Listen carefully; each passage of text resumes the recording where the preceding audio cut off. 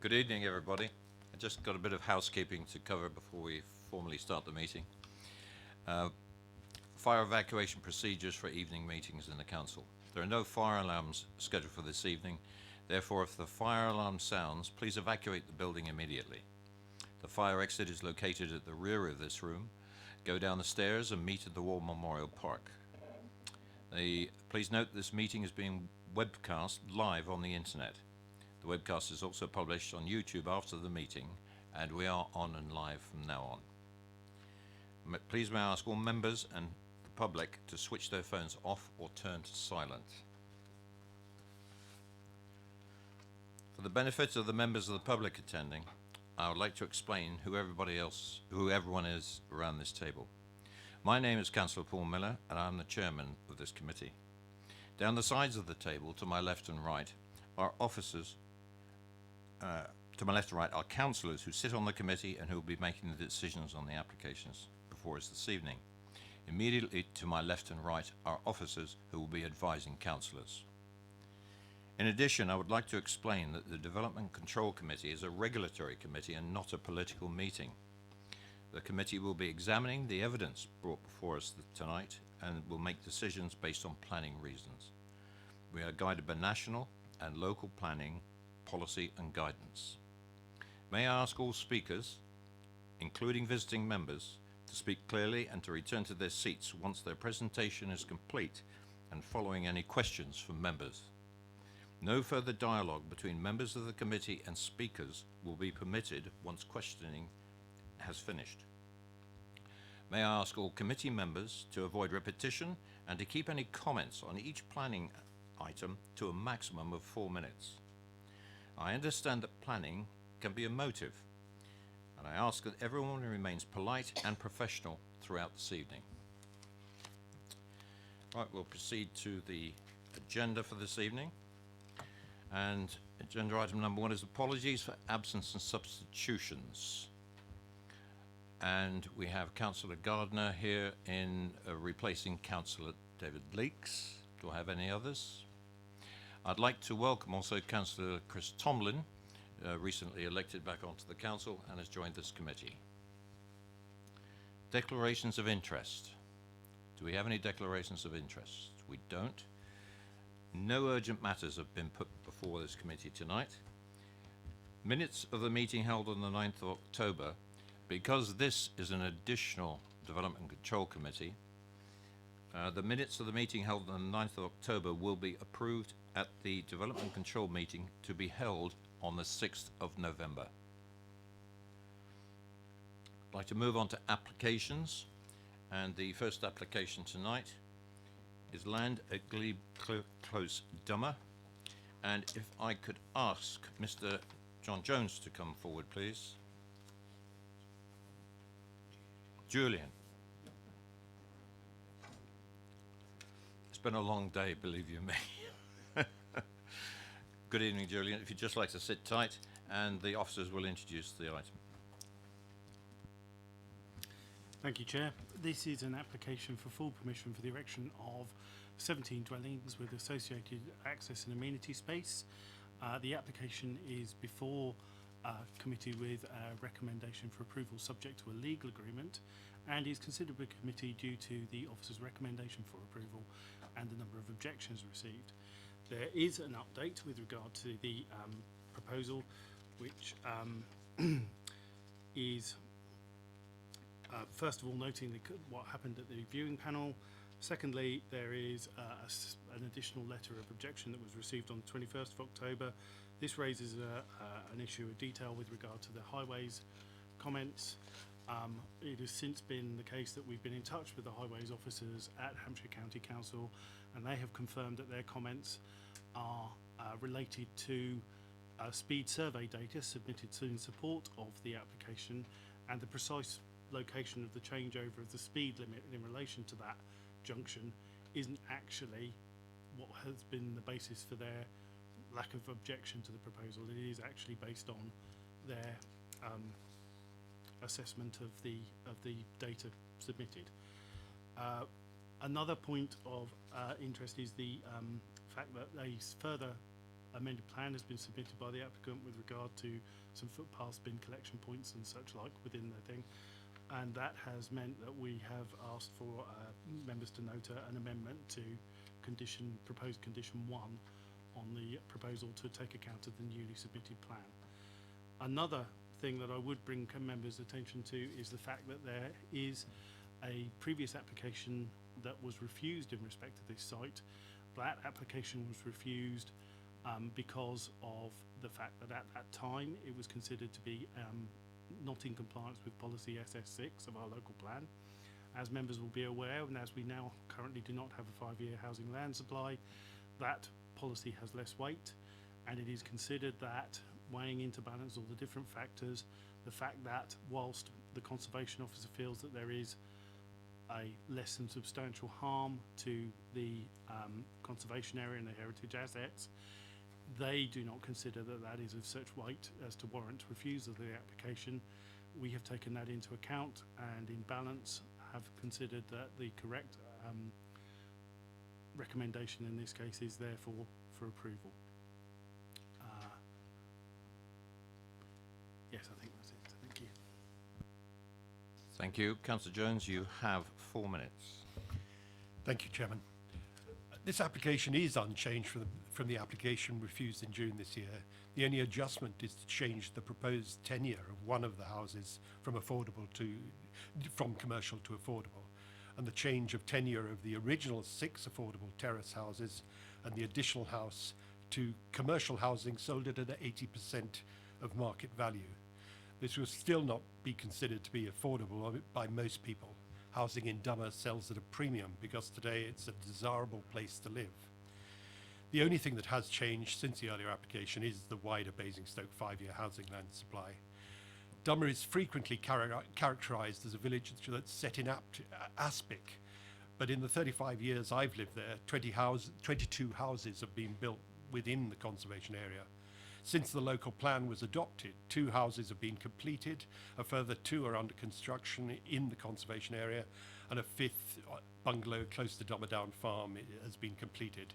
However, none of these houses count towards the 10 houses the village is required to build due to the drafting of policy SS5. Arguably, we've more than met our target. Over 210 homes will be built in the planned period within the parish boundary, with over 800 of these being affordable. The reasons for refusal of the previous application on this site were the local plan policies SS1, that it was outside the SPB, policy SS6, that the development was in the countryside and not an exception site, and policy CN1, which did not deliver the required number of mix of affordable housing. Now, with the resubmission of virtually the same proposal, the officer finds reasons for approval, including bizarrely policy EM10, delivering high quality development.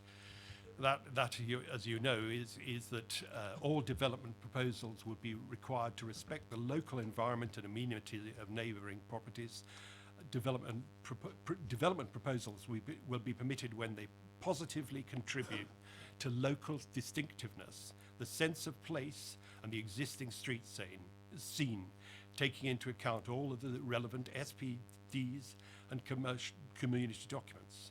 This does not seem to respect the linear form and density of the local environment or the setting of the listed glebe close and of the conservation area, including the 8 listed buildings between this site and glebe and the Grade 1 listed All Saints Church. The application has not been updated since 2016 to respect the new SPDs for parking, heritage, and design and sustainability. Indeed, despite BDBC declaring a climate emergency, this proposal provides a communal butane gas cylinder, but doesn't provide any sustainable power in the form of PV generation, air or ground source heating. Since there's no practical public transport, it will be a car-based development. You have 1 minute. It does not respect the parking SPD in terms of location of parking or setbacks from the street. Concerns also been expressed with regard to waste collection bin locations.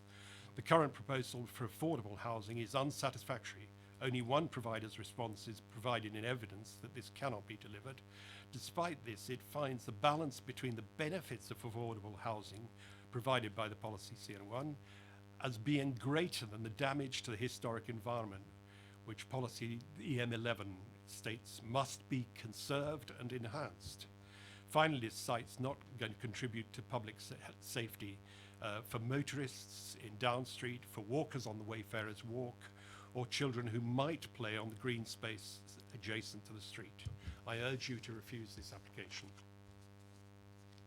Thank you very much.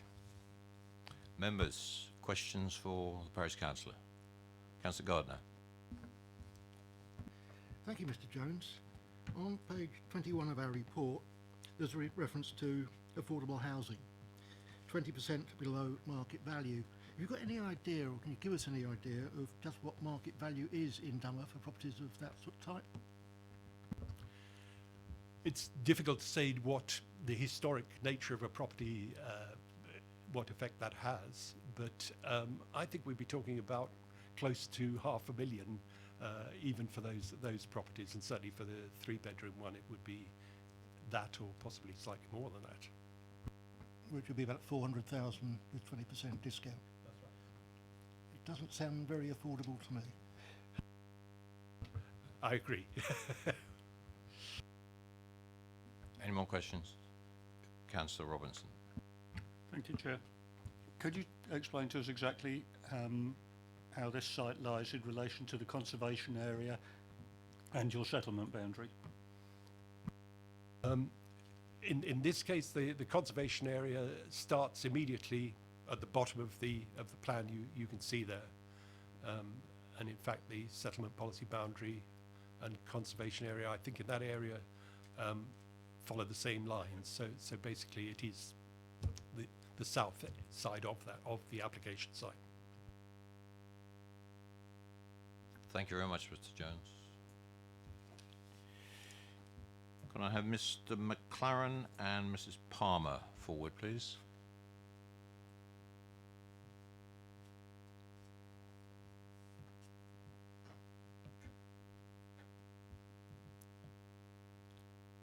You're on your own tonight. Okay. Okay, not a problem. Mrs. Palmer, you have 4 minutes. The microphone switch is on the silver pad in front of you. Thank you for this opportunity. I'm here alone, but I carry with me the views of some 60 villagers who took the time to register their objections to this proposal, which is almost without precedent. The historic village of Dummer is mentioned in the Domesday Book, with its 12th century church listed by John Betchman and Pevsner. However, you may not be aware of the huge number of visitors on the Jane Austen Trail.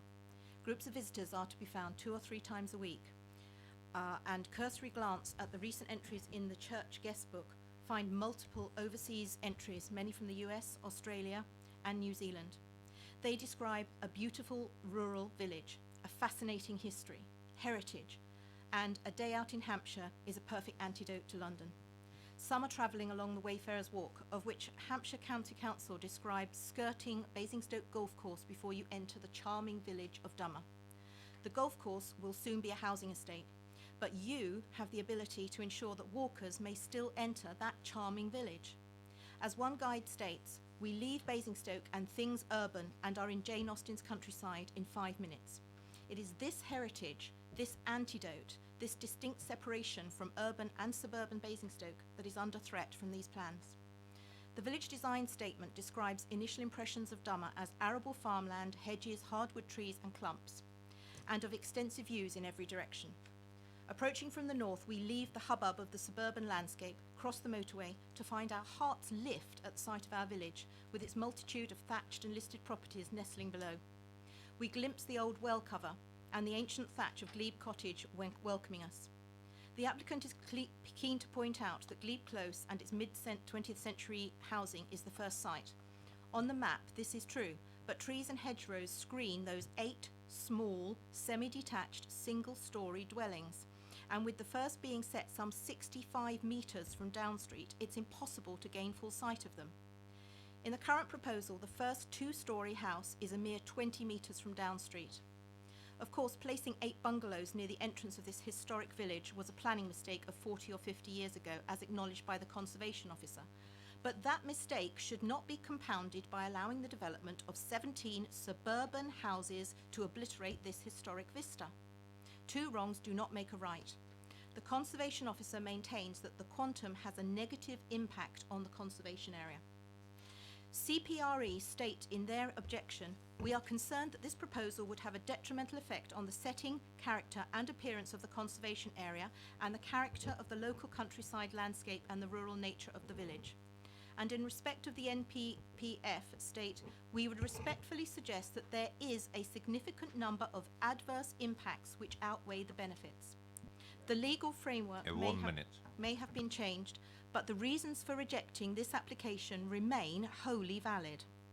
Dummer has infrequent public transport, no pavements, no safe cycle routes into Basingstoke, no shop, no school, no drainage. Yet we thrive because we support each other and protect our local environment. We accept development, but the scale, situation, design and density of this proposal is not supported by residents, and I urge you to take the right decision here for the long-term protection of and distinctiveness of one of Hampshire's most historic and celebrated villages." Thank you. Thank you very much, and well in time. I appreciate that. Members, any questions to Mrs. Palmer? No. Thank you very much, Mrs. Palmer. If I could ask Ms. Catherine Miles and Mr. Farquhar to come forward, please.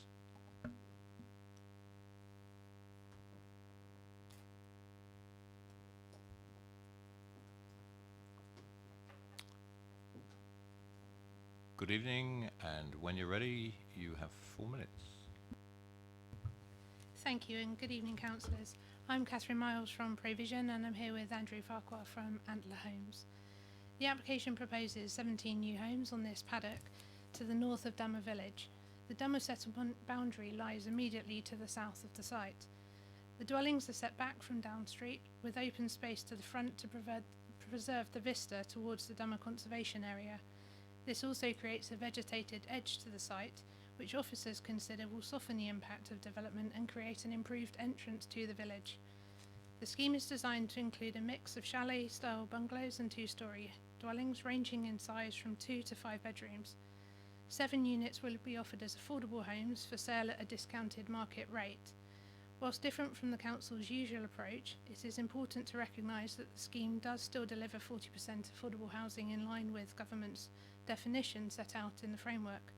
The council's housing officer also supports the proposal, having made inquiries with registered providers who confirm that there is no interest from a social housing perspective in this site due to the limited number of homes in this area, affordable homes in this area.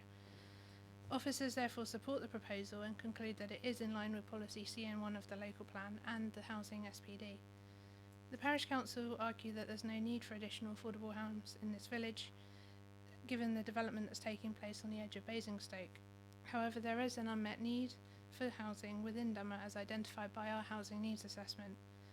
The council has also identified through policy SS5 of the local plan a need for additional housing in settlements, and Dummer is identified as a location where there is such a need. Whilst policy SS5 refers to neighbourhood planning, Dummer Parish Council is not progressing a neighbourhood plan, but even if it was, there are limited sites available, and it's material that this site was identified by the council as being suitable for house and development should a plan have come forward.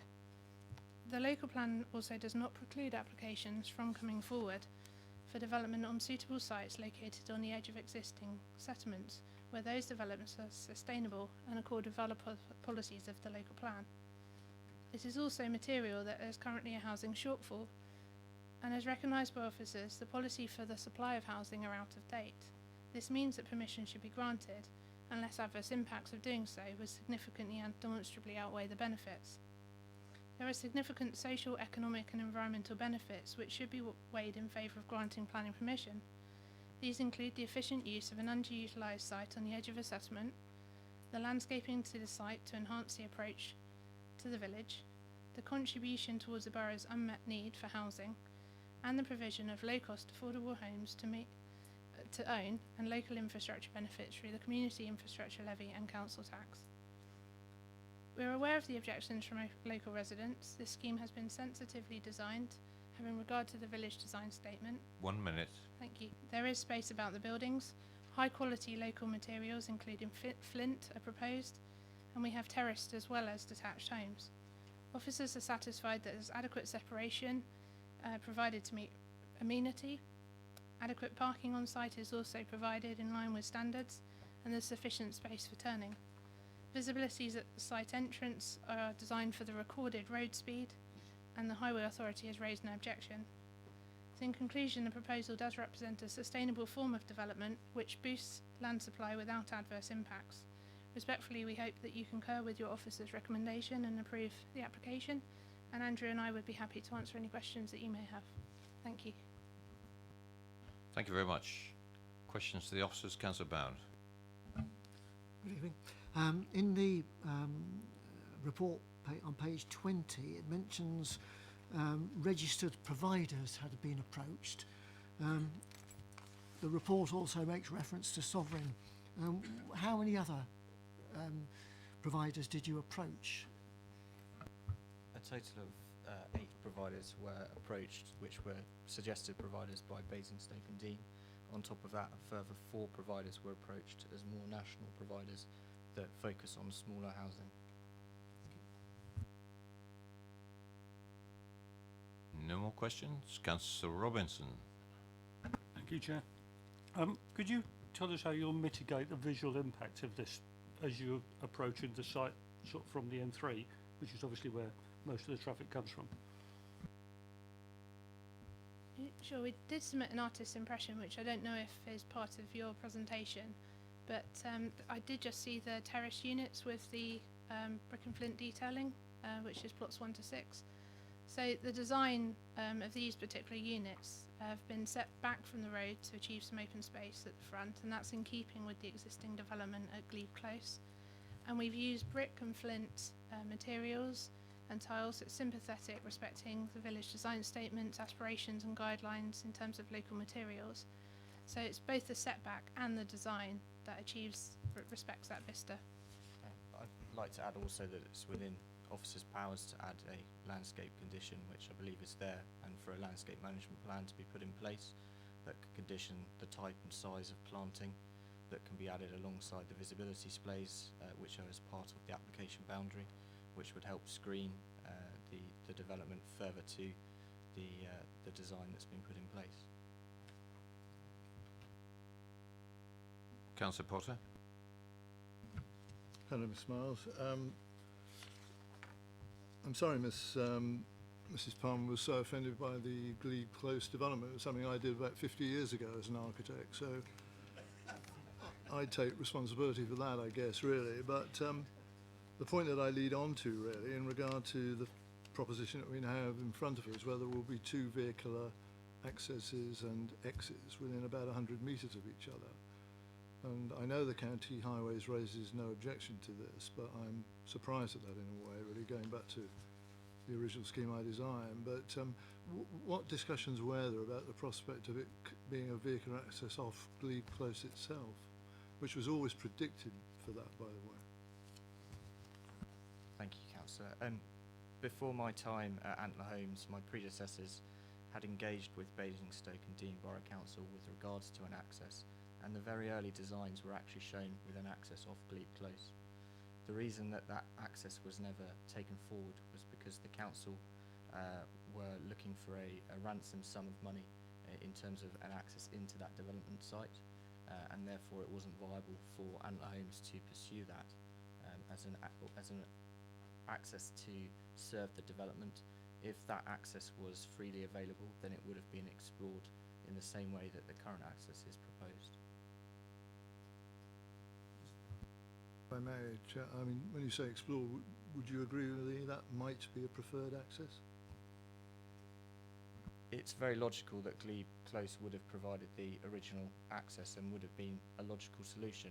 Unfortunately, between planning and legal aspects, the legal aspect of this stopped that becoming the proposed application entrance.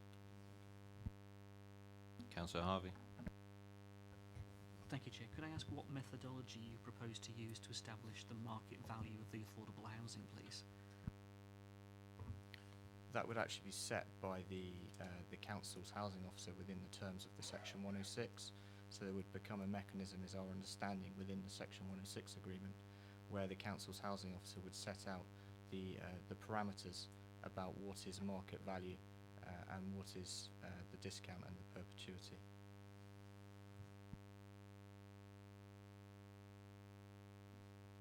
Anything more, Councillor Harvey? Nope. Right. No more. Thank you very much. Councillor Hannah Golding, please.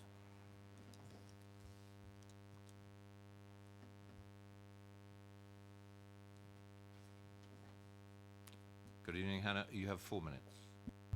Thank you, Chair.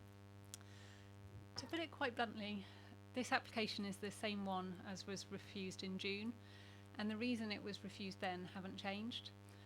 They were predominantly focused on the conservation team's comments, which sadly haven't actually been repeated in the report that's in front of you, and I would therefore like to restate these reasons for today's committee. And they were that the proposed development would be detrimental to the character and appearance of a conservation area, and that the proposed development would be detrimental to the special architectural / historic interest of a listed building and or of its setting. Now, you have already heard tonight from local residents about the importance of the historic assets to this village. The only thing that has changed in this application is the 5-year land supply. And if this is the case, then the committee should really understand that Dummer Parish has already seen the development of over 400 houses which are nearing completion and therefore is actively supporting the growth of housing in this borough. And that is in a more appropriate location. I do believe this development, as identified in the original report, does have potential for future harm.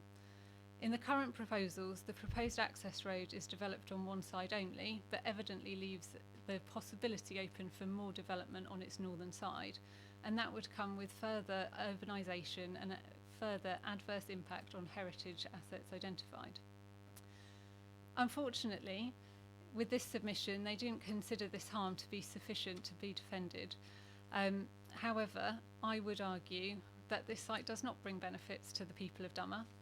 And I would also say that it's compounded by the complete lack of affordable rented housing on the site. Every unit that's affordable will be for purchase, and that doesn't truly fulfil our policy requirements. I would suggest that in the absence of the correct mix of affordable housing, the benefits do not outweigh the harm, particularly as the developments such as Longacre and the golf course will deliver over 400 affordable homes, which are in the correct balance. This report states time and time again the number of policy principles that this application is contrary to. So I would ask the committee to consider the harm that this development will bring to Dummer Village and to refuse the application. Thank you very much, Councillor. Any questions for Councillor Golding? Nope. Thank you very much. Questions to officers? Councillor Bound. Thank you, Chair. Did the affordable housing element of the proposal 1603-526 full that was refused in June, did that have the same approach to the affordable housing as has been brought forward in this particular proposal? No, it didn't. No, that was at that time, because of the reasons for refusal were presenting themselves, which were more principled ones. That was not the kind of solution that we're looking at here was not pursued at that time. So are you saying there was no affordable in the previous application? 6 dwellings were provided as affordable housing in the previous one. Normal. Sorry, if I could follow that up. 6 houses in what tenure?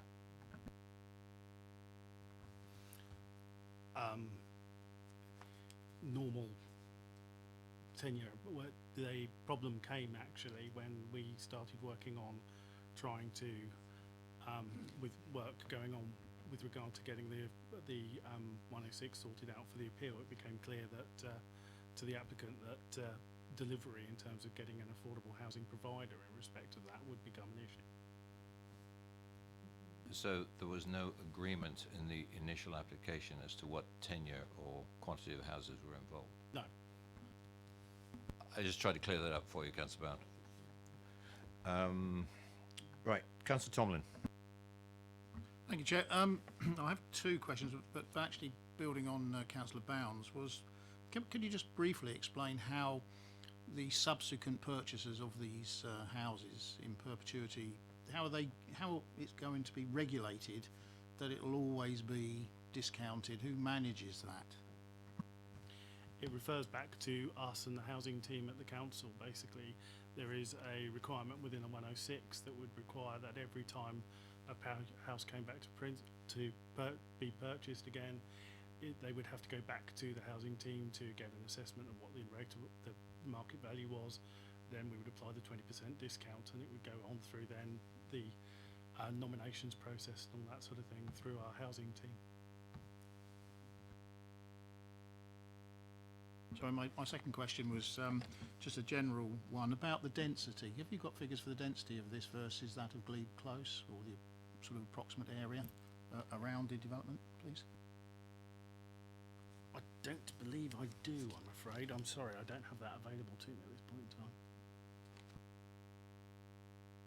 Councillor Gardner. Well, I've got three questions. First of all, Ms Miles referred to the housing need assessment that was carried out. Have officers seen that? And if so, what need was identified within Dummer? And of that need, how much of it could afford the current affordability at 400,000, which sounds quite steep to me. Failing that, where else on our housing needs register have we got applicants that can afford that sort of money? That's the first question. Can we take, Councillor Gardner, can we just take it one at a time? The housing needs survey was examined because it's identical in this effect as to the one that was submitted in respect to the last application. We didn't demonstrate that it demonstrated a local need, which is why it was rejected against policy SS6 at the previous application. With regard to the affordable housing and the cost of that, whilst you're correct in as much as the wording, if you like, of our current CM1 policy doesn't exactly fit around the type of housing that's being provided here, we have to have regard to the guidance that came out in February of this year from the government in the updated MPPF, which specifically includes 20% discount market housing as within the definition of affordable housing. And under that guidance, we can qualify this as affordable housing. It fits within the national policy framework within which we are beholden to work under. I think I'll have to accept that. On page 19, reasons for refusal in relation to the previous application make reference to concluding that the proposal is not sustainable development. This is a balancing exercise which the decision maker will need to undertake. How much of this is a scientific balance? How much of it is a matter of the officer's professional opinion?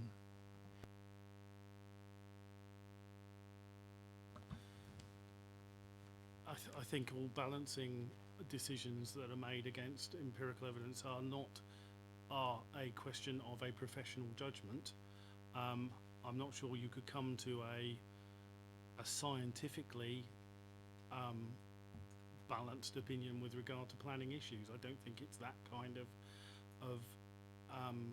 discipline, if you like. I'm afraid it is, to a certain extent, a professional judgment.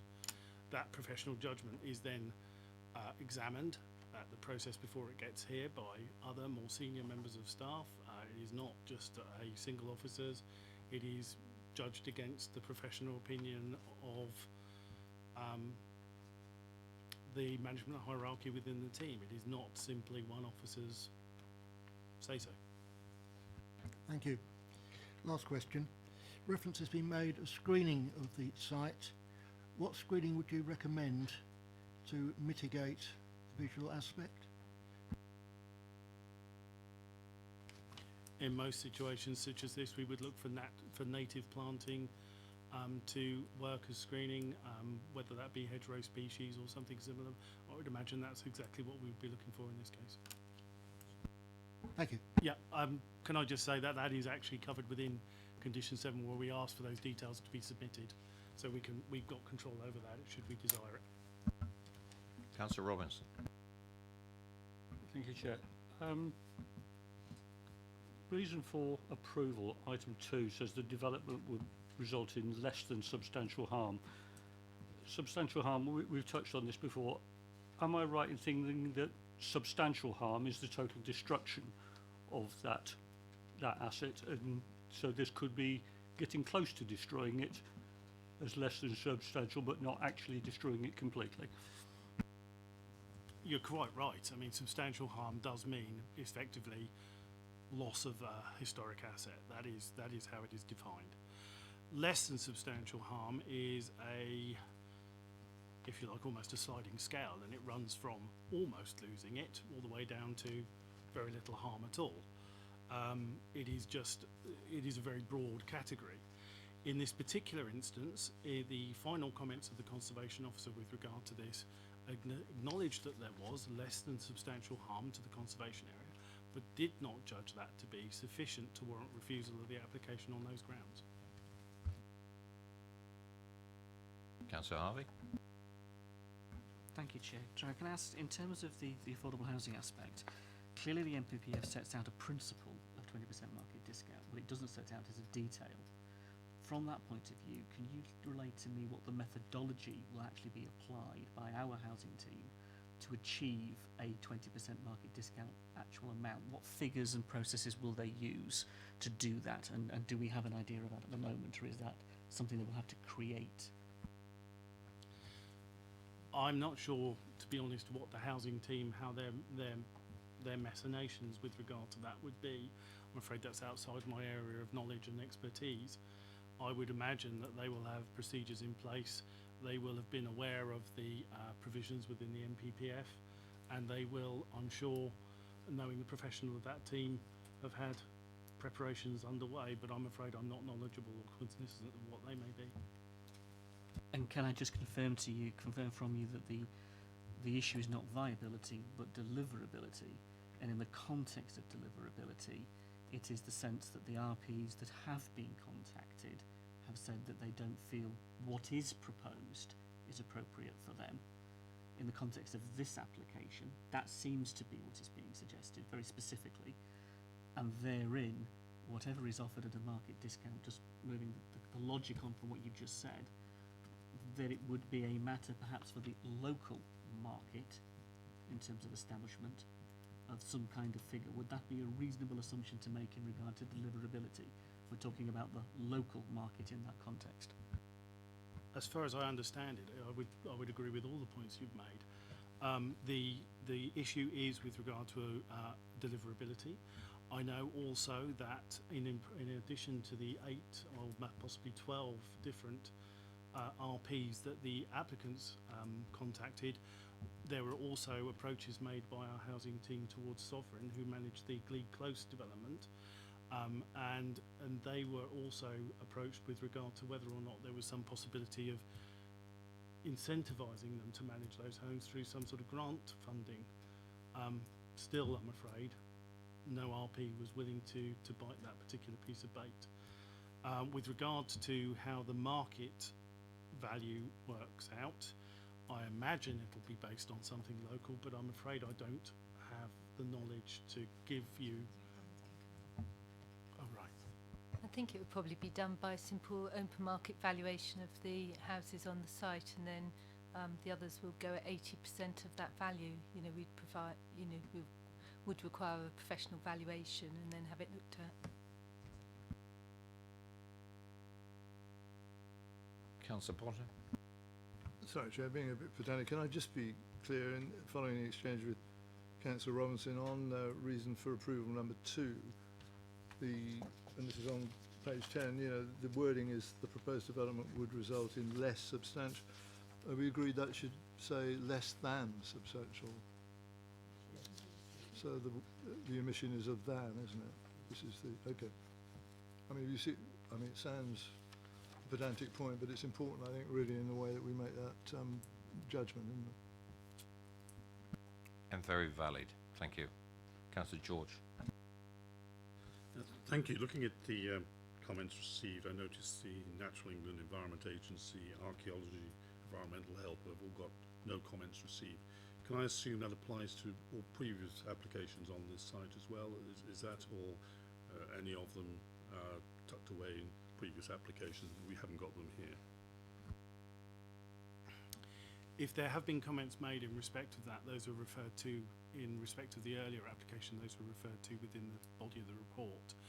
The comments with regard to the application's conservation responses are specific to this application.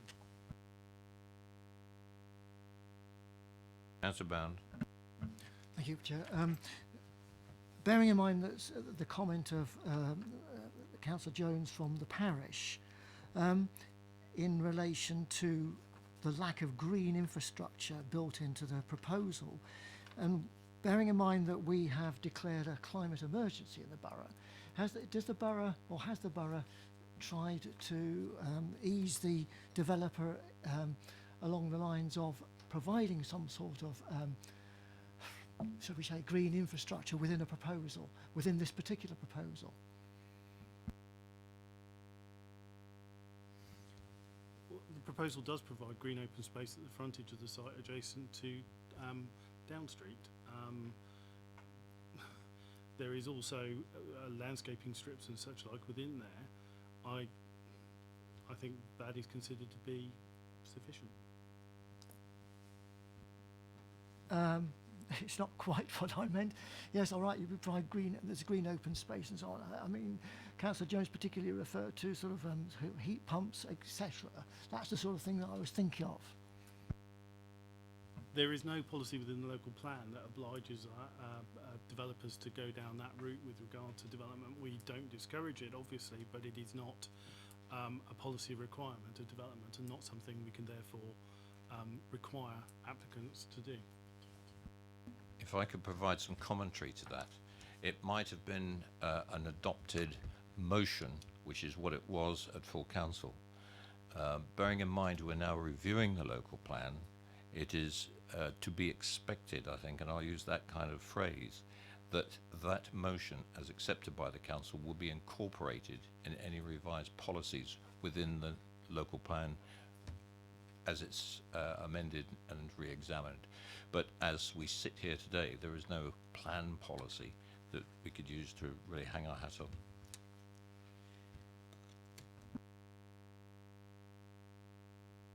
Councillor Keating.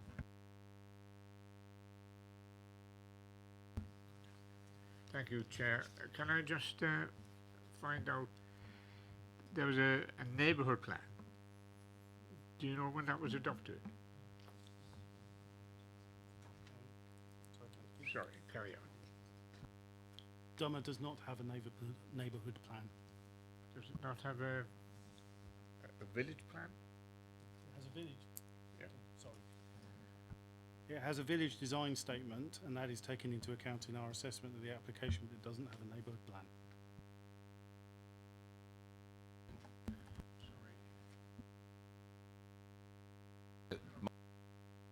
Councillor. This particular proposal comes outside the village plan. Again, can I ask you to playing ping pong with the microphones on here? It lies outside the settlement policy boundary and indeed the conservation area. Well, adjacent to both but it is outside both of those. But as I say, there is a conservation area appraisal, there is a village design statement, both of which have been taken into account in the assessment of the application. There is no neighbourhood plan. Debate. I'm moving to debate, Councillor. Councillor Bound. I can see that the problem with the officers are having with the application, in that it was refused last time and has been recommended for approval this time, basically because of the 5-year housing land supply. That is the crux of the problem as I see it. My problem also with it, though, is this affordable housing element, which I'm very unhappy because I don't see that 20%, although the MPPF I see allows it, I don't see 20% in Dummer is really making anything affordable, and particularly that there is no element of rental housing within that affordable. So personally, at the moment, I can't go along with the proposal. Councillor Robinson. Thank you, Chair. Looking at the reasons for approval, I'm going to leave out 3 and 4 because I don't have any particular knowledge on those.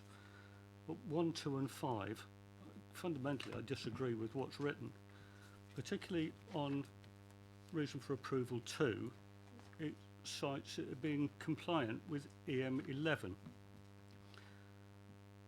Not very long ago I sat through 5 days of the planning appeal for the Goddard's farm, and I've got that appeal decision. It was dismissed, and it was dismissed on heritage and landscape assets.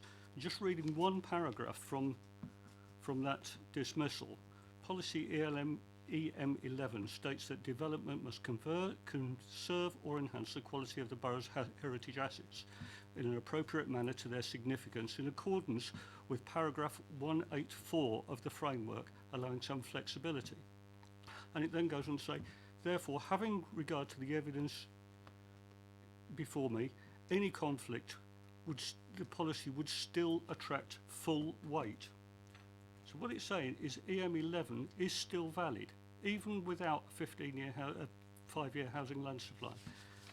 I can go on, I can pick bits of this out. Another one here, I'm satisfied that any conflict with the policy can still be given full weight. Policy EM11, the local plan, and policy D1 of the neighbourhood plan, these require great weight to be given to the conservation of heritage assets, with all development required to conserve and enhance the quality. And it goes on to say the same again about landscape quality. And that's not Basingstoke and Dean's decision, that's the inspector's decision. EM11 is still valid. Yet this report we've got in front of us tells us it complies with EM11. It doesn't. There's no way on earth. My big concerns are that as you approach that site, as we all saw, you're coming off the M3, it's a gentle downhill. You're going to be looking down, and the first thing you are going to see of Dummer is the rooftops of a new estate. And they can plant some trees, and it'll be 30 or 40 years before those trees have any effect. On top of that, we've got the situation with the affordable to rent. I cannot support this without any affordable to rent. There are people in this borough who are never ever going to be able to buy a house. They need affordable to rent. We've got to have affordable to rent, so it needs to be policy compliant. So for 2 reasons, I propose refusal of this, and that is on EM11 and the fact it's not policy compliant on the affordable to rent. Thank you. Councillor Gardner. Okay, I take that as a proposal and seconded.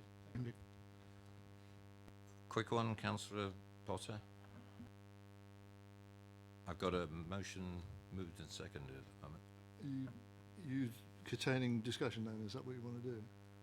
I mean, that's fine if that's your decision. I don't. Well, if it's a quick observation for debate, otherwise I'll. Okay. Well, I had a couple of observations to make, but I mean, tell me. I mean, what do you want to do? Do you want to take that motion first? Or? I'll let you speak. Go on. I mean, simply, I'm broadly supporting, I think, what Councillor Robinson said, really, but I just wanted to explain a little more if I could, really. I mean, certainly under reason 2 for the approval, it does seem to me, if we go down this road, that it's less than substantial harm. the reason for outweighing that concern has to be pretty substantial, it seems to me, and the provision of affordable housing, proper affordable housing, inverted commas, would actually have some weight for me, really. But as colleagues are saying, I think in this particular circumstance, and I know it's the interpretation of MPPF in the situation that we find ourselves in, I think that really is incompatible with our own local plan and what we're seeking to do under the affordable housing provision of that local plan. And therefore, I do support the views that Councillor Robinson was expressing about that. I think we've got enough there in itself. The other area I just wanted to comment on, really, if I might, and I know I've raised it already, but notwithstanding the highways observations on this, it seems perverse to me, quite frankly, that there isn't a neighbourhood plan and the council identifies this site as potentially suitable for housing, therefore in a sense encouraging it. Yet it does everything it can to inhibit that by the imposition of a ransom strip payment in regard to what would be the much more satisfactory vehicular access. And I mean, there is a real contradiction there, it seems to me, and I don't understand it. Talking about one arm of the council working against another, it's quite bizarre, it seems to me. And I think there would be a general consensus from everybody here that a better designed scheme, if it were ever to come near to getting approval, would be a vehicular access of Glebe Close itself, which was always anticipated might in the long-term future, and I'm talking about a long time ago since that was done, as I said, actually give rise to some further development, fairly careful development. So I genuinely don't believe that the vehicular access is satisfactory as it stands under this proposal. Thank you, Councillor. Mike?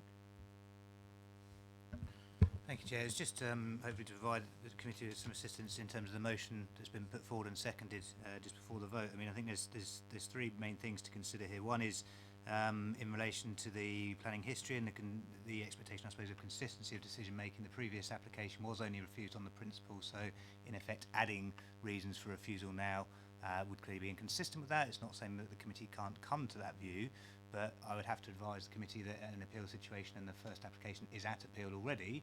That could bring into the issue of costs associated with that in terms of unreasonable behaviour, bringing new things in. As I say, that's not saying the committee can't make that decision, but you do need to be aware of those risks associated with it. The second point is in relation to how to deal with the issue of impact on heritage assets.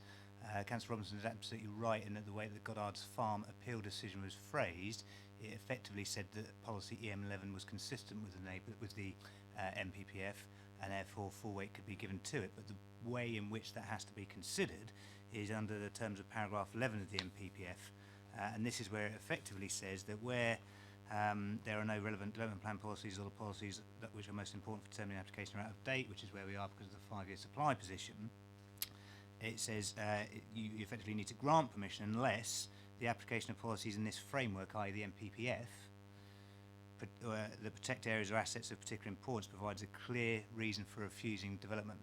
So my advice would simply be that you cannot simply say it contradicts policy EM11.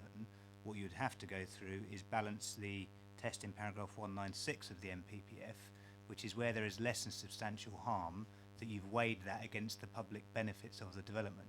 Now, understanding what has been said so far, the motion, as I understand it, is on the basis that you don't consider that balance to be in favour of the development.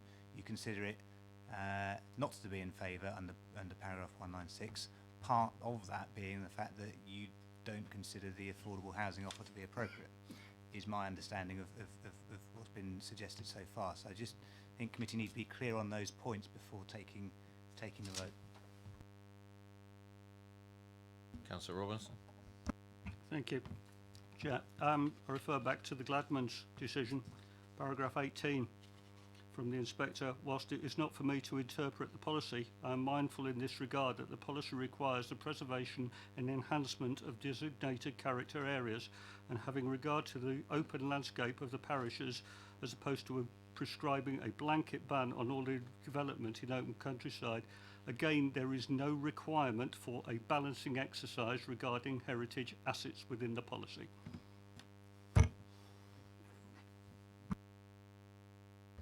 Yeah, that commentary, Councillor, was in relation to the consistency between policy EM11 and the MPPF. It wasn't saying the MPPF should be put aside in favour of the policy, it was simply saying that there wasn't that much discrepancy between policy EM11 and the MPPF, therefore it could be afforded full weight.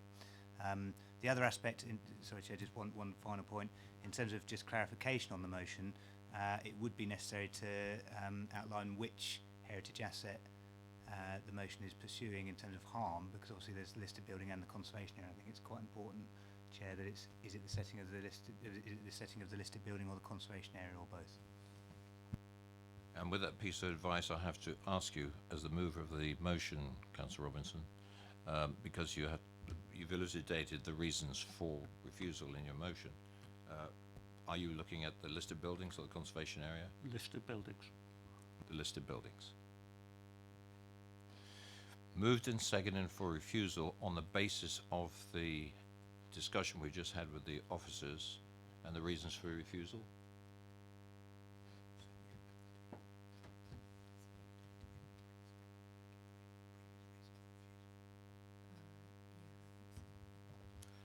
Mike is just going to amplify one point. Sorry, Chair, and one point of clarification. I think it would only be right in terms of the point around consistency that I mentioned, that obviously if the committee minded to refuse, then I would advise that obviously the previous reason for refusal in relation to that weight, because you'll come into the view that all of the disbenefits, if you like, of the scheme are coming in favour of refusal, that previous reason for refusal would also roll forward onto this application, along with the absence of the signing of a 106, which is a typical reason for refusal where the 106 hasn't been signed at this stage. With that advice, been moved and seconded for refusal. All those in favour of refusal?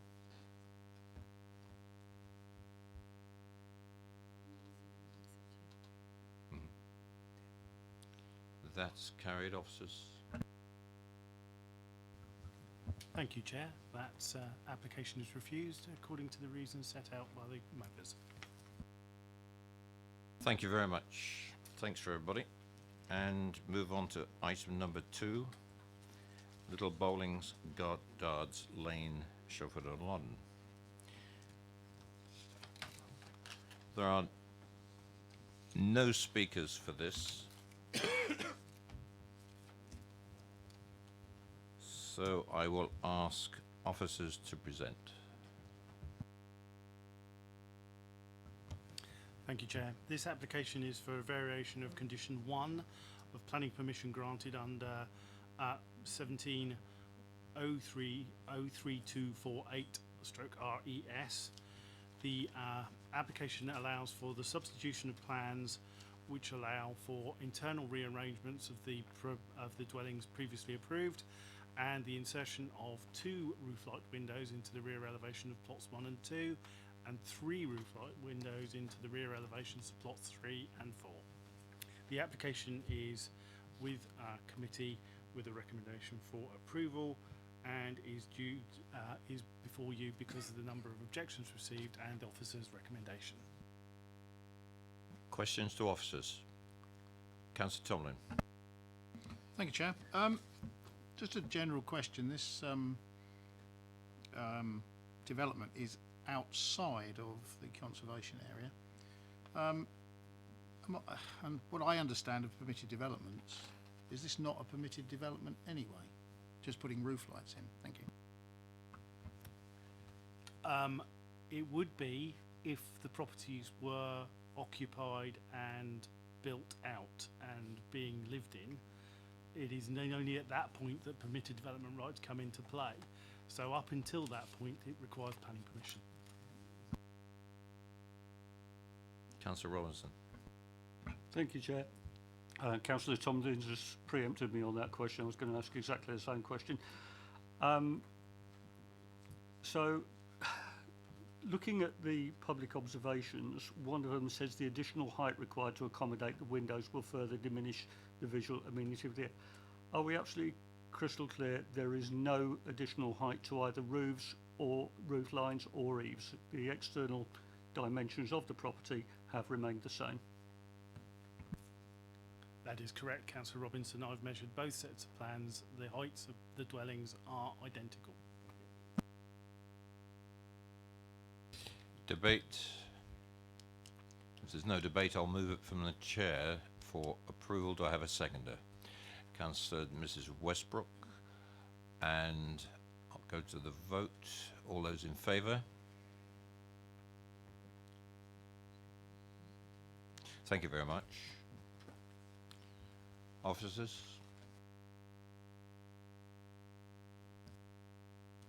Thank you, Chair. That application is approved as per the order paper. Thank you very much. Move on to item number 3. And this is land south of St Michael's Close, North Waltham. And could I ask Mr. and Mrs. Wyatt to come forward, please?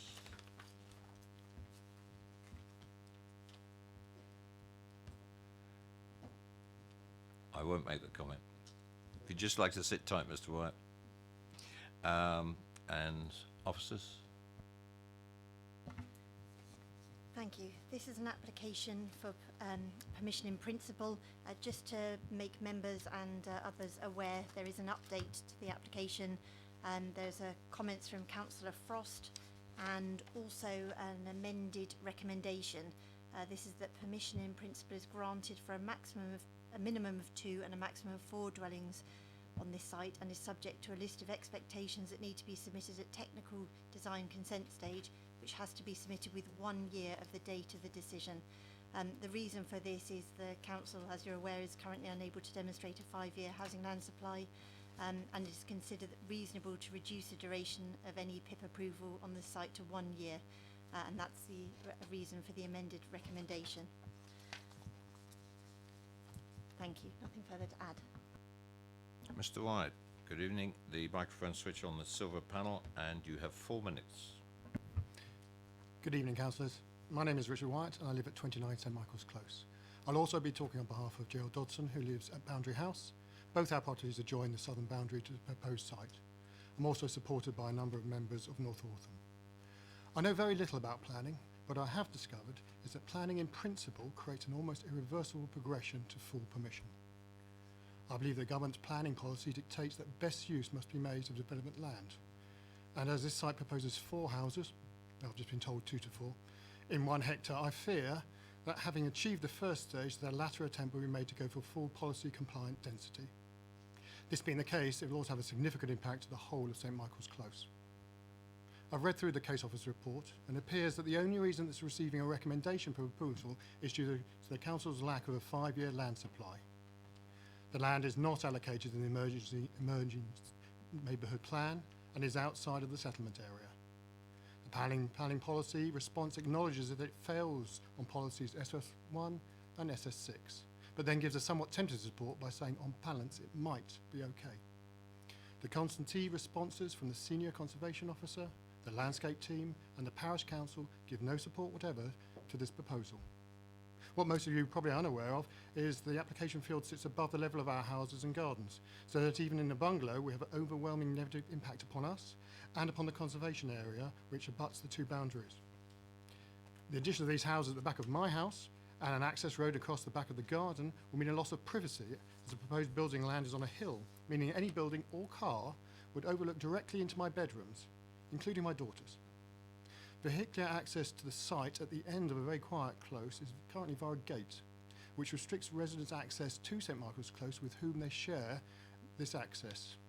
The exit of St Michael's Close onto the main street through the village has restricted sight lines due to the placement of the current residential buildings, and I feel it's only an accident waiting to happen.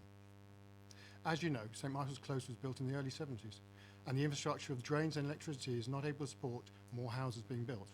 We've had 3 significant power cuts of late, and the contractors administrating the repairs have stated these will increase in frequency if there's more power draw. Drainage has been an increasing issue throughout the close, and the additional housing with associated road system will cause both runoff across our gardens and properties, but will have a significant negative impact further down the close.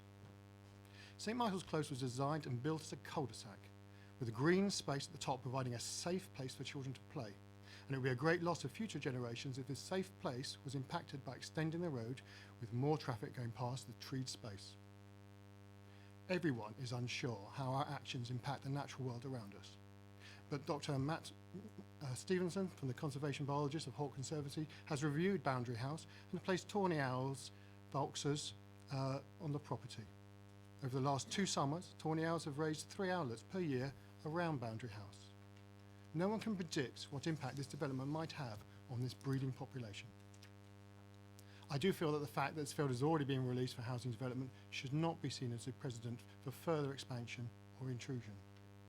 Thank you, councillors, for taking the time to listen to me. Thank you very much, Mr. White. And questions for Mr. White? Councillor Robinson?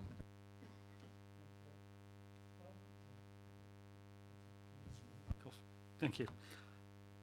One of the parish council objections, and you mentioned it, was at the end of an ageing structure which already has been felt with current development of 2 dwellings. Where exactly are those 2 dwellings? One of them is to the far right of the property. If you go back probably 2 slides, please. So you see the building straight ahead? That's the second one. It's now, I'd say, 3 times that height.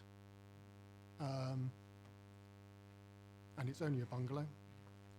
The other one has already been built, which you can see as I look at it on the left. And you referred to the power cuts. What was the actual cause of the power cuts? 3 occasions for the major power cuts, it was the wires burning out due to too much power being drawn through them. Right, thank you very much, Mr. White. And could I have Ms. Black, please?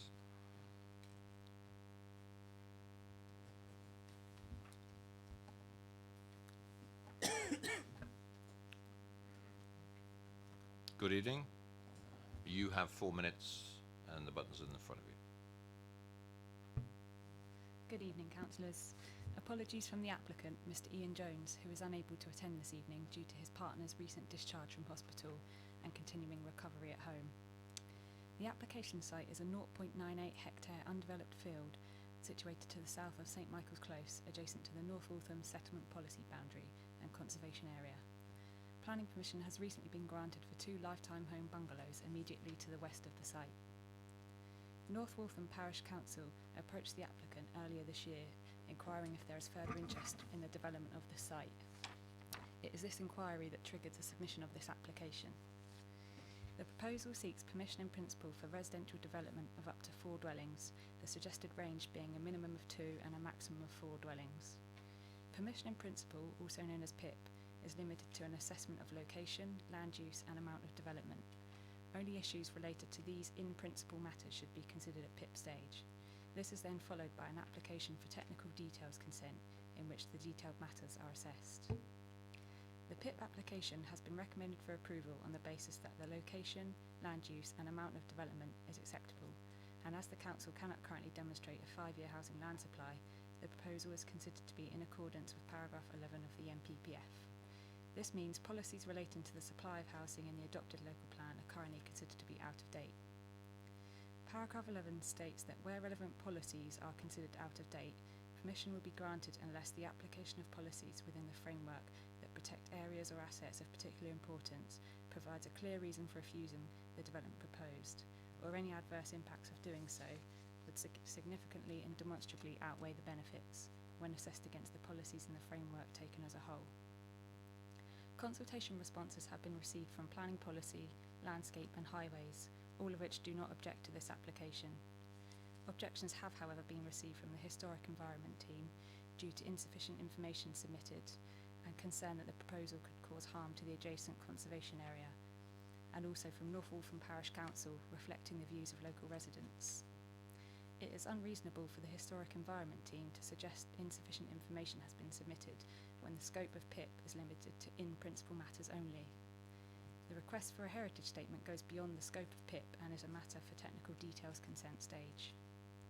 The proposal represents a logical extension to St Michael's Close and North Waltham as a whole. Although adjacent to the conservation area, the proposal would not lead to harm to the conservation area or its setting, given the separation distance and screening. The majority of comments received from local residents relate to detailed matters which would be considered at technical details consent stage, such as impact on the highway, visual amenity and ecology. In conclusion, the proposal represents a sustainable form of development which will contribute to boosting the current undersupply of housing land within the borough and would also meet a local need in North Waltham. In line with paragraph 11 of the NPPF, the proposal of up to 4 dwellings would not result in adverse impacts on the setting of the adjacent conservation area and would not significantly and demonstrably outweigh the benefits of much needed housing provision within the borough. We therefore hope that you concur with your officers and approve this application. Thank you. And appreciate that. Any questions for the applicant? No? Thank you very much. Questions to officers? Councillor Harvey. Just picking up that point about the conservation area, if we're examining location and this is adjacent to a conservation area and the conservation officer identifies that there may well be some harm, is that part of the assessment? While there may not be a report, the location element is relevant, therefore it's adjacent to a conservation area, and if the officer has raised concern, that is something we could give material weight to when thinking about it. Just testing that particular point. The site is adjacent to the conservation area and adjacent to a notable building within the conservation area. However, when looking at the site and its relationship with those 2 lifetime bungalows, it is considered that a development could come forward, and at the technical design stage then you would look at what sort of scale of building, the type of landscaping, the planting, the density. Well, between 2 and 4 we do consider now, but between 2 and 4 dwellings could be accommodated, and it is considered that the locational aspect is then met. It is acceptable. So just pushing that a little bit, Lucy. So accepting the size of the site in front of us, understanding the plots next to it in the context of density and the context of what could be accommodated on the site, understand that. Accepting the argument about location next to existing built residential, understand that. But if an officer says, from a conservation perspective, this location gives me cause to say there is harm done by it, in identifying that at this stage as a matter of locational issues, surely we give it weight now in order that if we don't do the technical stage, the principle of development is already given. Therefore, we're talking about the principle, aren't we? Can I just clarify? Well, I'm sure you have read the comments that he made, but he does go on to say that this is particularly in respect of development at the eastern end of the site, and that was also a concern raised by the landscape officer, and obviously, many people have raised the sort of eastern part of the site. Therefore, it is because of the size of the site, it could be that development could still be accommodated, which didn't go into that eastern part of the site. The built form wouldn't have to go into that area. Thank you, because that's my point. We can't consider layout. That is at the technical stage. Therefore, if it's not picked up now, and that wasn't yet, that's the point, we lose it later because you can't. And here's a classic case of a PIP against the previous application we heard tonight, which didn't address access. It was just the principle of development, but we could apply conditions then where we can't now. And I think this discussion has brought, it's the kind of teasing out we need to do when we get to this. Councillor Potter. Right, Chair, forgive me, it sounds like a bit of tautology now with what you've just said. I mean, I remember our site visit to this site fairly well, actually. And I remember the discussions then, quite frankly, with the proposition about the 2 lifetime home bungalows which were described to meet this particular need, and they were never going to be used for anything else, and everybody expressed concern about the countryside location, but this was the special requirement which was outlined to us, and therefore we could rest assured that it was going to free up properties elsewhere which were not suitable for the people who were going to occupy. All of that, really. I'm not sure whether I was convinced about it then, and clearly we now move on to this, really, where this is really just the extension of the piece of land that we saw then, isn't it, really? No more, no less than that, really. I don't think, I'll say it now, really, we haven't got much alternative, I don't believe, but we didn't imply any conditions whatsoever, did we, at the time that the lifetime home bungalows were actually constructed. Sorry, when the approval was given for those, we didn't and we couldn't do then. Is that right? I'm not quite sure what the question is. This isn't exactly the same. This is not the same site, but it is adjacent to. Well, I suppose my question is, in terms of the very clear commitments we made about the use of the bungalows themselves, which were described as lifetime home bungalows with all the sort of special features that went with that, did we apply conditions then really that they would be an exclusive small development in their own right from which further extensions to the development would not be available? Did we say anything of that sort? It's the red. It wasn't the same application site. Nicky, can you move the go to the red edge? I've got the red edge plan with you. Yeah. So no, go to the other. The previous one.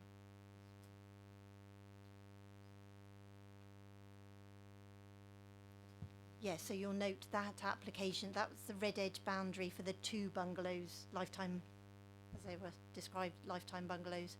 So that isn't the same red edge as what you're looking at now. So you know you can't. That there was no direct link.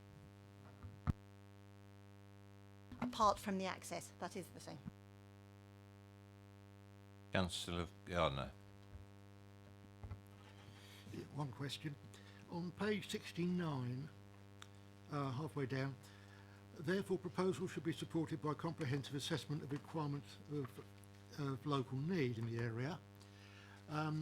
Does this become part of the technical details consents? In which case, why isn't it listed on page 76, 77, or is it a separate requirement?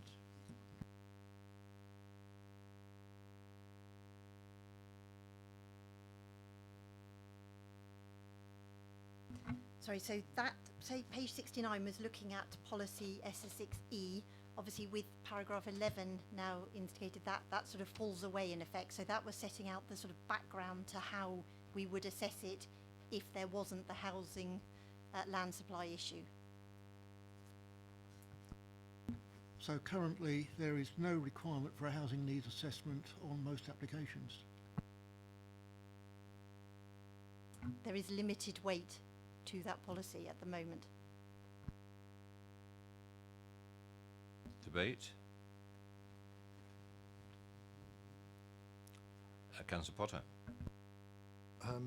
Well, just simply, Chair, I mean, in regard to the whole principle of PIPs and what we've been advised, and obviously we had our briefing session, etc., in regard to the very limited elements of a PIP that we should be looking at in regard to this application, which obviously has been referred to by the applicant, I find it difficult to deviate from that. And in terms of the principle, would this site potentially accommodate that number of dwellings? The answer is yes, and all the other more technical elements may come in the future if that application is pursued further.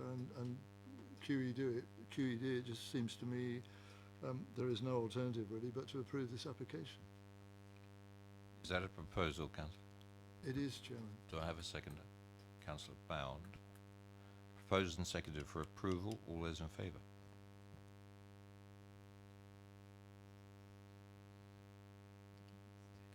Against? Abstention? Thank you. 1. That's approved. Officers? Thank you, Councillor. That application is recommended for approval as per the update paper and amended informative one, which reduces the permitted time down to 1 year. Thank you. Thank you very much. Move on to item number 4, 54B Reading Road in Chinham. And could I ask Mrs. Wright and Mr. Passop to come forward, please?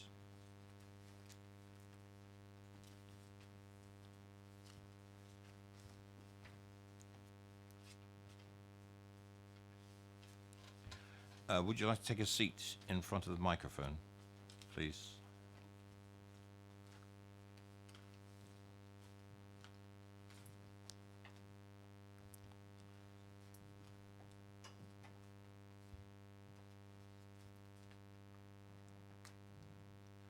And if you'd just like to sit tight, and we'll introduce the application. Thank you. Officers? Thank you.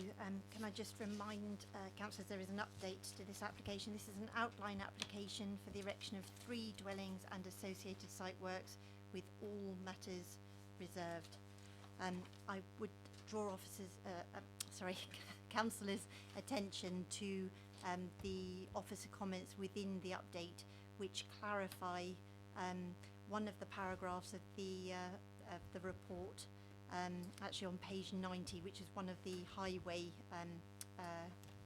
parts of the report, and it just clarifies where I think there may have been a bit of confusion where it was stated certain elements would, and it should actually be could, because it is all matters reserved, including the access. Thank you. And I just make the point to everybody that would to could matters. It's how you read and understand that particular paragraph. You have 4 minutes to speak. The microphone switch is on the bottom of the panel there, and I'll give you advice with 1 minute to go. Thank you, councillors. I've already commented in writing listing my detailed objections to this scheme, as have many others. No doubt my fellow objectors today will do so as well. The reason why this is an unsuitable development, causing major disruption during construction and a continuing risk and inconvenience to the public in the long term, those reasons have been made very clear. I live at 18 Catkin Close, which directly borders the site to the north. The new buildings would be just a couple of metres from my house. Apart from the loss of light and privacy, I face the threat of damage to my property from excavations or other works improperly carried out. I would be one of the closest to this source of months of noise and disruption that would affect the whole neighbourhood. I cannot understand what would motivate the council to consider approving this application. It seeks to cram as many houses as possible into the smallest space. It ignores the current parking problems and would only make them worse. It results in a significant loss of privacy and open space. None of these things are in keeping with the character of the neighbourhood. This development benefits nobody but the developers. Thank you. I'll hand that over.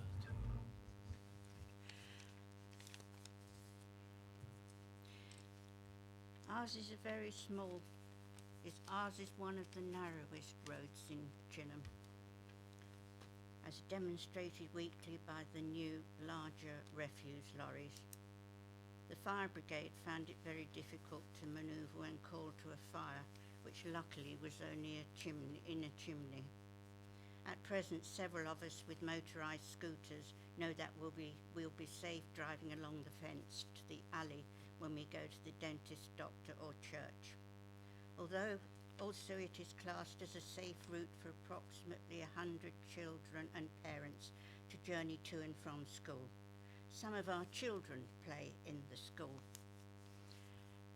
Application from 54 Reading Road, 54B, wants to exit into Catkin Close, having used Reading Road for years, except that they want to build three houses.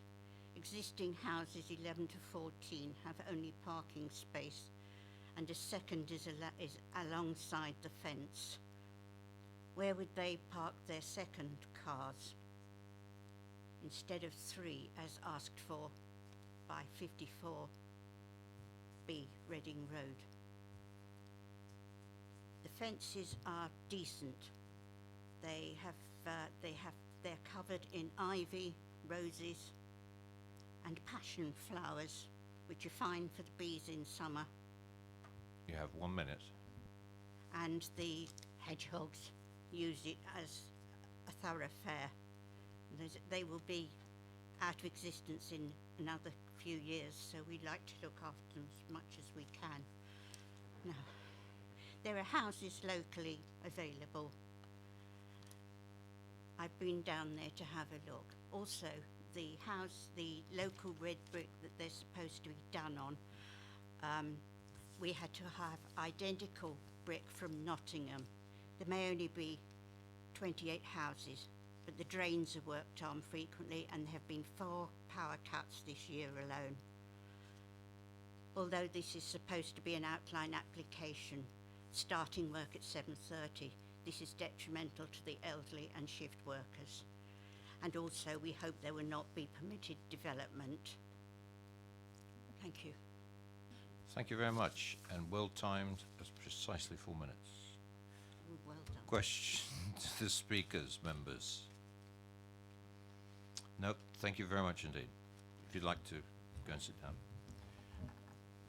And if I could ask Mr. Runcie to come forward, please.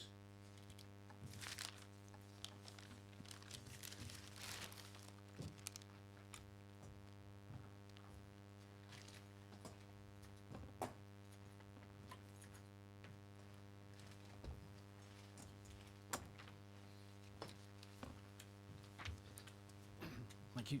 Mr. Runcie, you have 4 minutes. Thank you for the opportunity to speak in favour of the application on behalf of the applicants, Mr. and Mrs. Clark, who unfortunately can't be here this evening.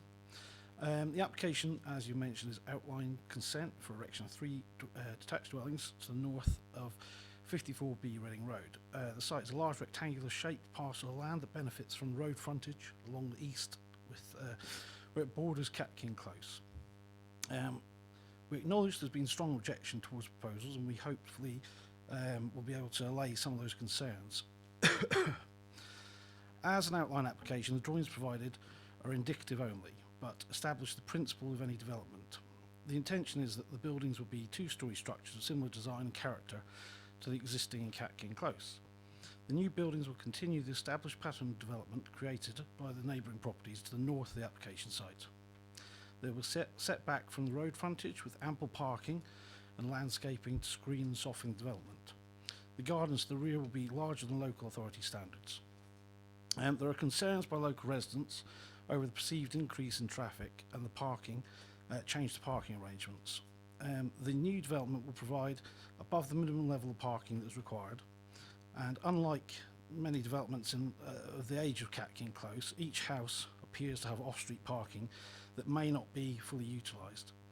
In addition, there is a lay-by for visitors to park.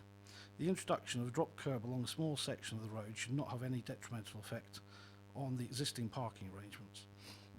By virtue of the space created by the drop curb, the new footpath, the overall area will be increased in width, which should overcome some of the concerns of those objecting. Although the access is not a material consideration under this application, Hampshire County Council have been consulted and raised no objection to forming the access. Regarding the construction activities, well, not a material consideration of the application, the management of the build can be controlled by a robust condition, which the applicant would be happy to have placed on any approval.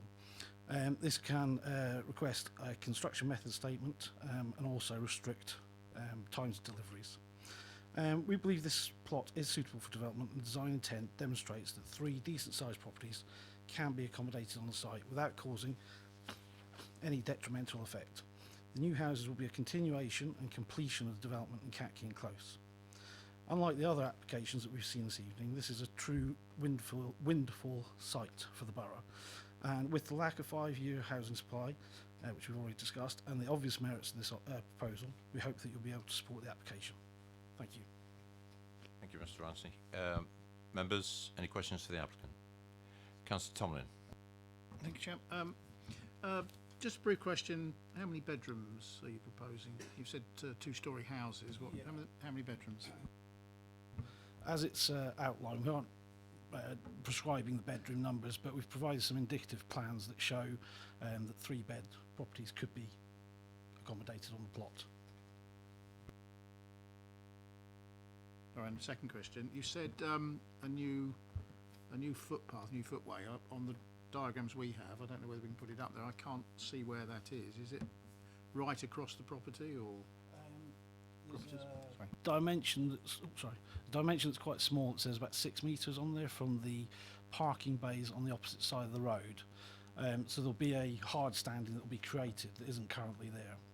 So although it's not a footpath, it'll be an area that could be used as a footpath because it would be a zone that the cars can't park in, but required so that you can turn and leave in a forward gear. Councillor Potter. Thank you, Chairman. Hello, Mr. Runcie. I know this is outline and indicative only, but are you working towards seeking to provide 9 car parking spaces off-road? Is that the sort of formula you'll be looking at? In this area, I think it's 2 per 3 bed plus a floating space, and then 2 for the bungalow. So I think it was 7. Although I can't see the screen at the moment. Sorry.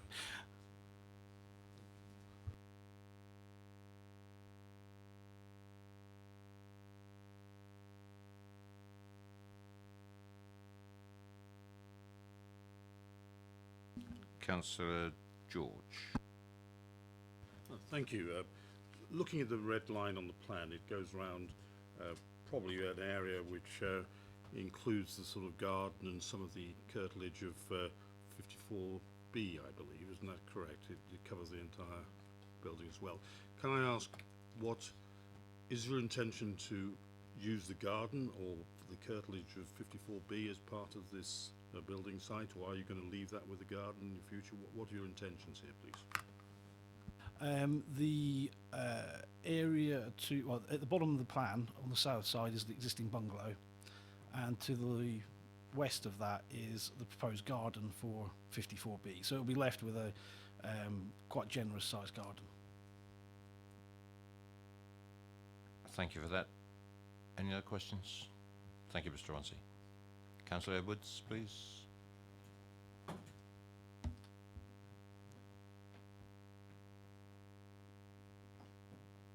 Good evening, Councillor Edwards. You have 4 minutes.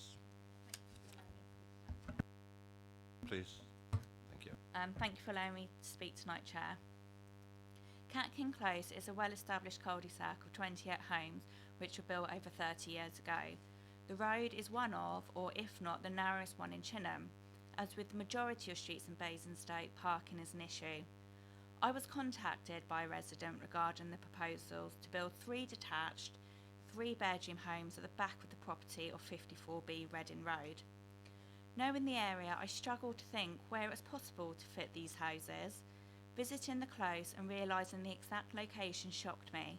Are we now at a stage where we are literally building houses on any available green space? I was even more shocked to learn the applicant at 54B Reading Road wants to make the properties access via Catkin Close, rather than have the properties use the existing entrance point via Reading Road. Although this is an outline planning application, if the vehicular entrance does not end up via Catkin Close, where will it be? There is no other access point.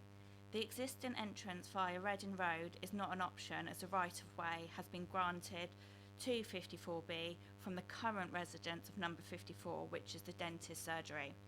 Allowing for access for an additional 3 homes is something they are unable and should not have to provide.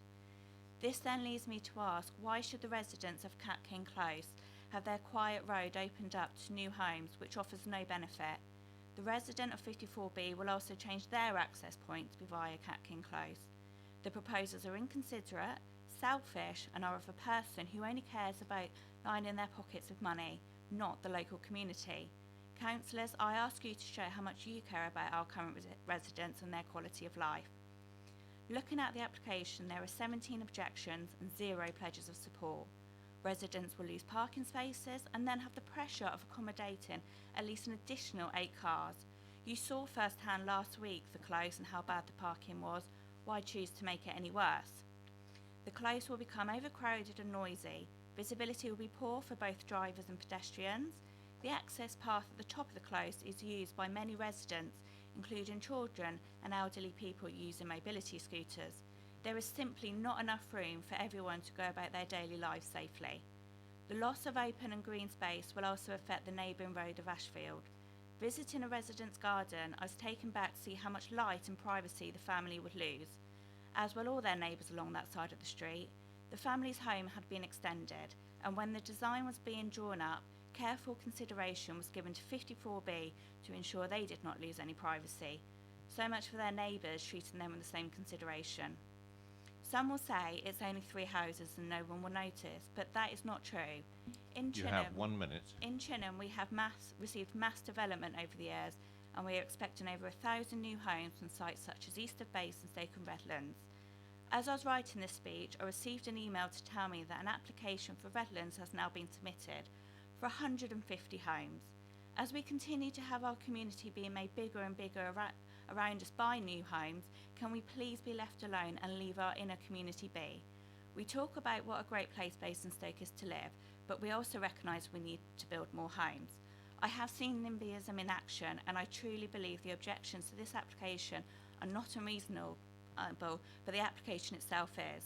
I look to my fellow councillors to look after and protect the homes of our existing residents. We should not be focusing on meeting targets and building homes for new residents at the expense of our current ones, who, like us, have made Basingstoke a home and helped make it a great place to live. For your residents, I implore you to reject this application. Thank you. Thank you, and very timely. Appreciate that. Questions for the ward members? Anybody got any questions? Nope. Thank you very much, Councillor. Questions to officers? Councillor Gardner. Well, just to kick it off, you mentioned the distinction between could and would. In paragraph 3 on page 80, the proposed development could, as part of any reserved matters application, provide safe access and adequate parking provision in accordance with highway requirements. Shouldn't the word be must rather than could? It relates to it being capable of achieving that. The site is capable, so we could amend that to it is capable of, if that was preferred. Okay, it says, yeah. Sorry, I understand what you're saying, but isn't it not only something that it's capable of doing, but it must do? This is an application with all matters reserved, so we are assessing the site on could it accommodate 3 dwellings, and in our opinion it could, both in relation to where it is sited, the possible impacts on character and so on. It could accommodate that amount of development. So at this stage it could, and when we get to the final application then it must. Yes, when the reserve matters come in, not the technical details, when the reserve matters come in, we will then assess all of those points and how it fits in with the character of the area, the scale of the buildings, the parking provision, that sort of thing will then be looked at again. Councillor Tomlin. Thank you, Chair. Can you tell me, did the applicant take any pre-application as to the ability to take 3 houses rather than 2? Before this came forward, or is it just an application that came in? I'm afraid I don't know. I'm not the case officer. I'm not aware of any pre-application discussions, but there may have been. I don't know. No more questions, debate? Oh, sorry. Councillor Westbrook. Yeah, so can I just get for clarification? I mean, I think we've already established this. I was quite taken by the officer on site explaining that this is a bit like PIP with teeth, with more tools in the box. You start off with outline and no access. So I'm just really asking. I mean, we're talking about the required minimum size of putting properties on that site, and the principle of that. I'm guessing that means the amenity size of the gardens would fit, everything like that, but everything else like it would be highlighted, say, in policy EM10 in relation to density and everything else, and access and parking would all come at a later stage and absolutely nothing to do with this. Sorry, you are looking at whether you think, well, we have considered that 3 dwellings could be successfully accommodated. So if you feel that size of site is not big enough to accommodate 3 dwellings, that now is the time to consider that. Councillor George.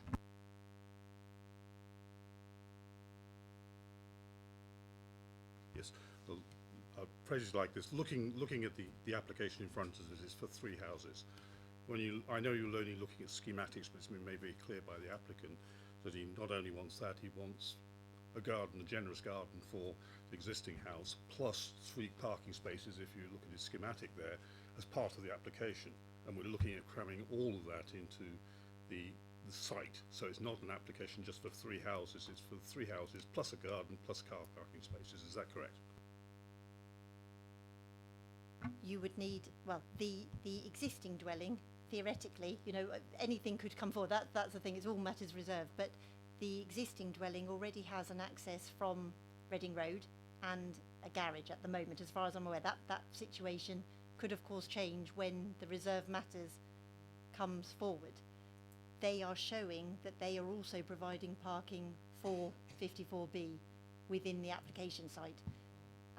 So that is what you are, indicatively. So theoretically, we could be looking at a scheme for 3 dwellings and parking provision for 54B, and providing gardens for all of those. Any more questions? Councillor Potter. Just to get it into context, Chair, when we went on the site visit, the area which is shown green on our plans as the fairly substantial garden, I guess, to 54B, we saw that. That was the existing garden area for 54B. That's not going to change, is it? Is that right?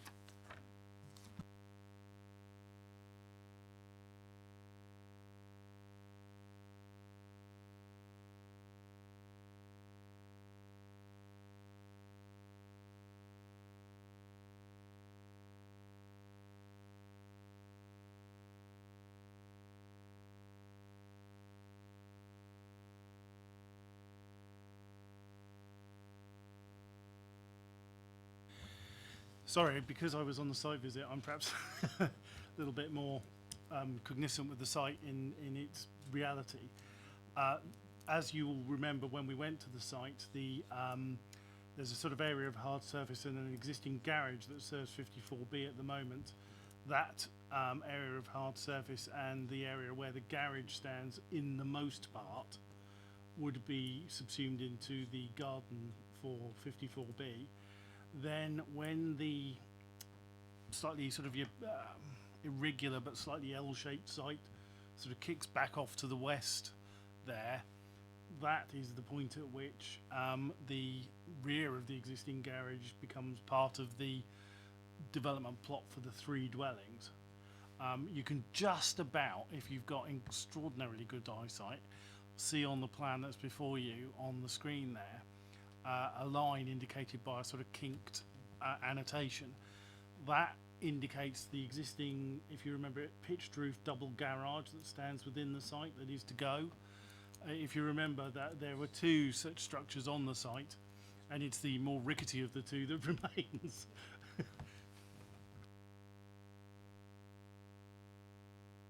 I'm going to make a comment about that, and I've just made a comment to Mike. We looked at that before we left. We got to the site, we didn't know where we were. We just could not relate the site to that drawing. It was very confusing until we actually walked and stood in front of various garages. This was a distraction, actually, from what we were trying to perceive on the site itself. I'm sorry, I just wanted to make that comment. It was very difficult for us on site. It's even more difficult trying to describe it to you on the committee at the moment.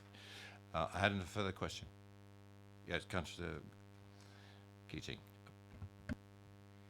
If you look at where the 3 houses are aligned and they're taking up the front garden out to the edge of Catcon Close, the sight line at that range will be impeding access or sight of access for any through traffic up to the end of the close. Is that not so? Sorry, I know we have referred to it previously, but it is indicative. So the application is outlined with all matters reserved. So this plan is purely indicative to show whether or not 3 dwellings can be successfully accommodated. Now, the conclusion of officers is that 3 dwellings and the associated gardens and parking can be successfully accommodated. and obviously you're now debating whether you believe that is the case as well. Can I just let you know that the highways officer at Hampshire has looked at this indicative layout, and even on this indicative layout has raised no objection in terms of either the parking provision or highway safety. So they are satisfied that 3 houses can be successfully accommodated here. Thank you.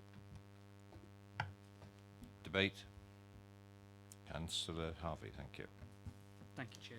I mean, listening to the officers give us advice and guidance, we have a red line round a site with an application for outline only, everything reserved, so we cannot consider detail at this stage. The only thing as officers have advised us is, can you fit 3 dwellings? In some sense, the drawings, as you know, you can look at them, are leading you to a different perspective, when actually it's just boxes. It's just, can you fit 3 homes on this site? The rest of the information is irrelevant in that context, because that will come in the next reserved matters. If you look to the north of Catkin Close, the problem is Catkin Close itself, because there are dwelling plots of that size that can quite easily accommodate 3 units on this site. If you look at the drawing in front of us, no reasoned argument can be made with material reasons to say you cannot fit the 3 dwellings on this site. I'm sorry to say, I can't. Visually, the evidence is there in front of you. You cannot come to any other logical conclusion that would stand up, I feel, in front of any inspector. So I don't see how at this moment, with just that on the table, you could object to what is proposed. What else comes at another point, but that's all in front of me at the moment. Unless anybody else has another argument, they can advance to something different. I don't see how else you could reject the application as it currently is proposed. I'm going to ask you, Councillor Harvey, is that a proposal?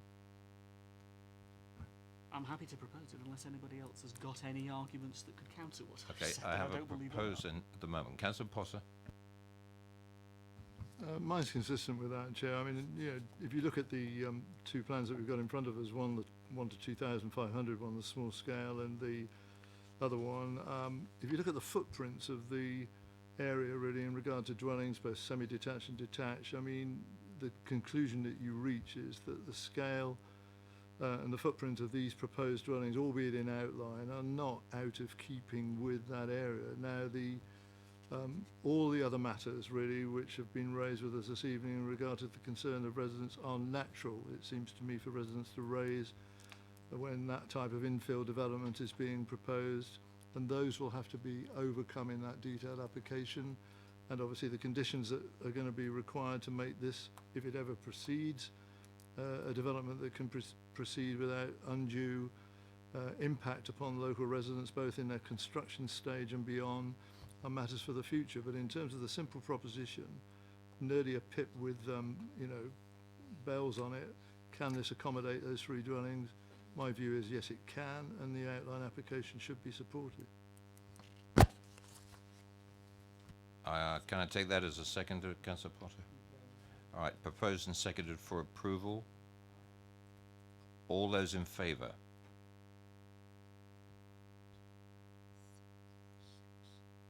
All those against?